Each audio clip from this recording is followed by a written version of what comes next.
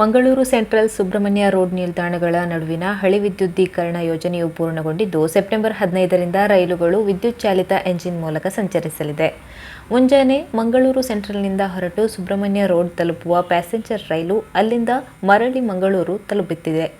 ಇದೇ ರೈಲು ಸಂಜೆಯೂ ಇದೇ ರೀತಿ ಮಂಗಳೂರಿನಿಂದ ಸುಬ್ರಹ್ಮಣ್ಯ ರೋಡ್ ನಿಲ್ದಾಣಕ್ಕೆ ಬಂದು ರಾತ್ರಿ ಮಂಗಳೂರಿಗೆ ನಿರ್ಗಮಿಸುತ್ತದೆ.